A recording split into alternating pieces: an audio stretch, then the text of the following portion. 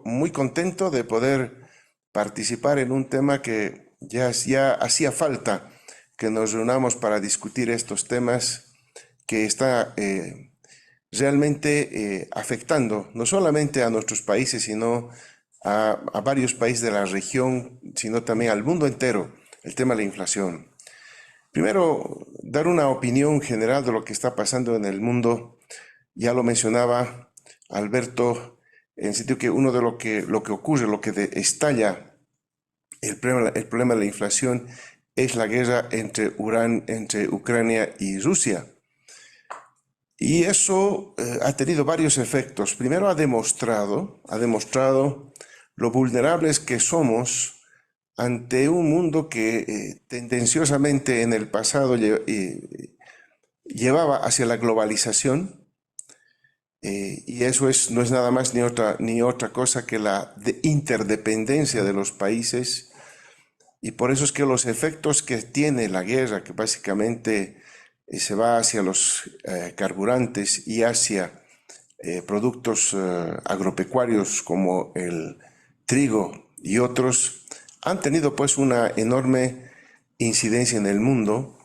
aumentada desde mi punto de vista por la estrategia errada de los países desarrollados de combatir la inflación que venía por incremento de los precios de los hidrocarburos, un tema real, con una política monetaria contractiva y con una política monetaria de elevación de tasas de interés, como si el problema fuera estrictamente monetario, cuando el problema de la inflación ahora es un problema de una subida de precios por la guerra, un dato objetivo real, y también, por otra parte, la nueva configuración que estamos siendo testigos en la esfera internacional, ¿no? Eso no hay que negar, porque forma parte de este problema. Es decir, tenemos un viejo bloque entre Europa y Estados Unidos debilitándose y el surgimiento de un nuevo bloque a la cabeza de la China y otros países como la misma Rusia, India, etcétera, que están pugnando por un espacio mayor en la economía mundial, y eso también ha revelado, ¿no?, esa dependencia que nosotros en América Latina la sentimos de doble manera. Por eso es que los precios de los alimentos han subido en nuestros países, porque el costo de producción de ellos se ha incrementado, porque se necesita más diésel, más gasolina para los tractores, a precios más caros, quiero decir.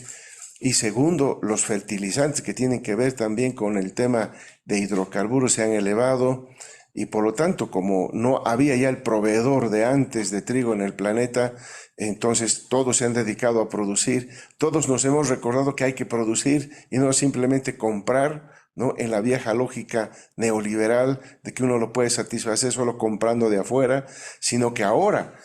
nos hemos visto prácticamente obligados. Felizmente en nuestro modelo ya teníamos la concepción de producir nuestra propia comida,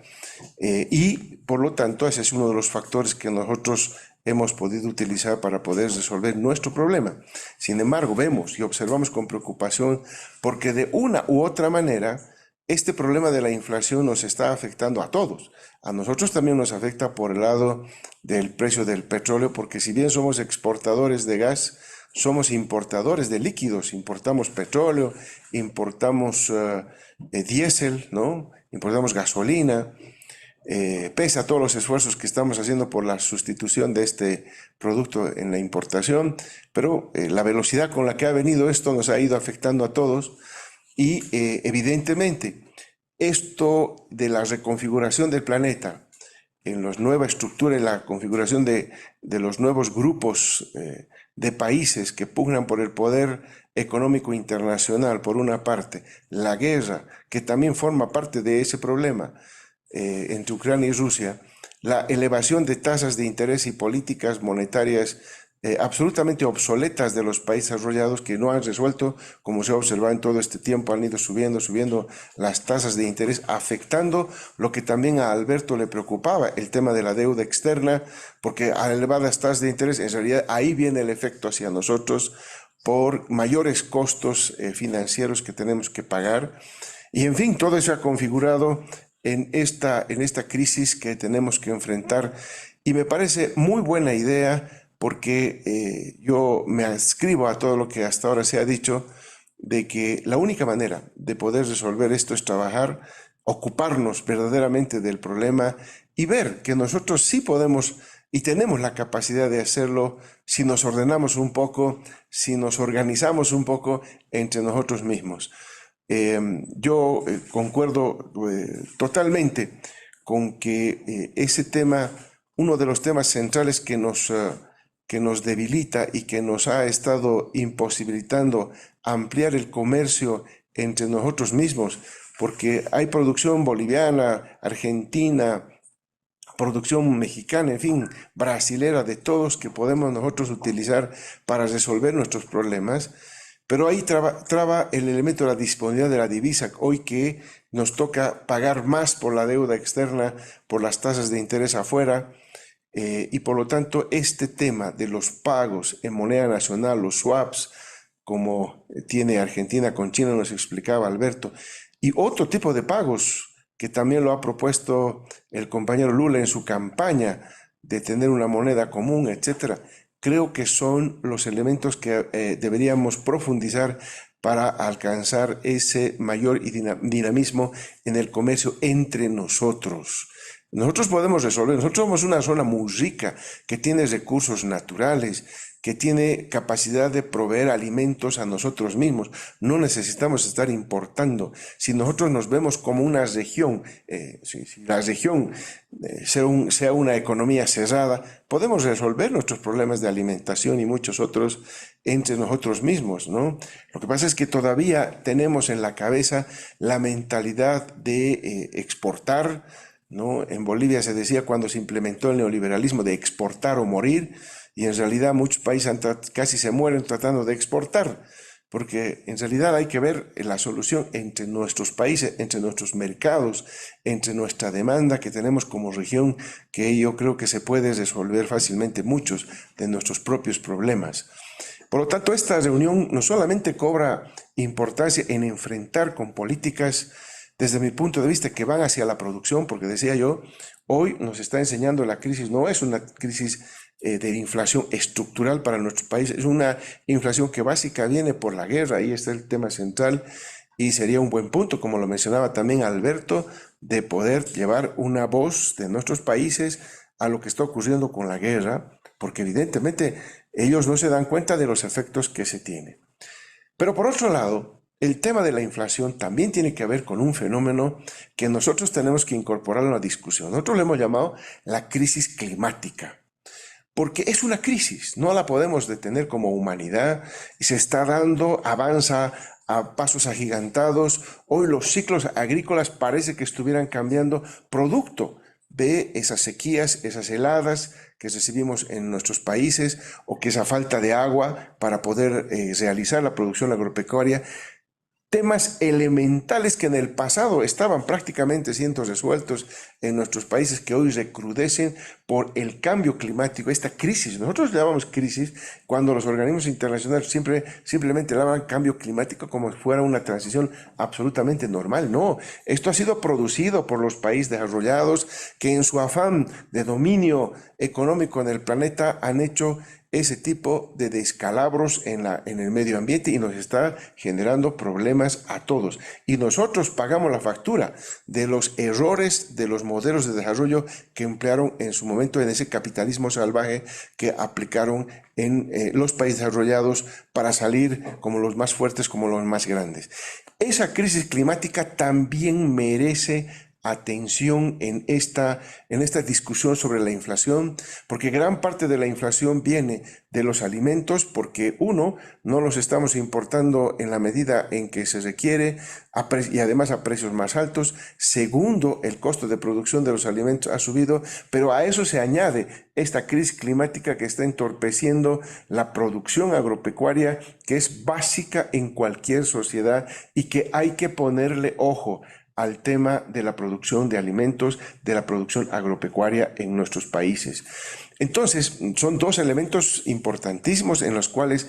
deberíamos también poner el intercambio de tecnologías agropecuarias, el intercambio de conocimientos entre nuestros países para poder sobrellevar y aumentar la productividad agrícola en la región. Estos son elementos que en el corto plazo nos pueden dar resultados, porque felizmente la agricultura es muy noble, la agricultura, porque da resultados en 4, en 6 meses, en menos de un año, podemos tener resultados en la producción agropecuaria. No es como la industria, no es como la minería, no es como los hidrocarburos, que demandan cierto tiempo para que puedan madurar estos sectores. Entonces, esto sí es importante para que tomemos en cuenta que el intercambio de tecnologías para la producción, algo similar estamos haciendo con la hermana República de Cuba, porque en realidad hay que resolver los problemas de producción para que nosotros podamos estar más tranquilos produciendo nuestro propio alimento, y se puede. Tradicionalmente tenemos pueblos indígenas, pueblos campesinos en nuestro país que saben trabajar bien la tierra, y hay que dotarles de tecnología, de herramientas para que podamos lograr una mayor producción de alimentos y garantizar que en la región no pase el hambre.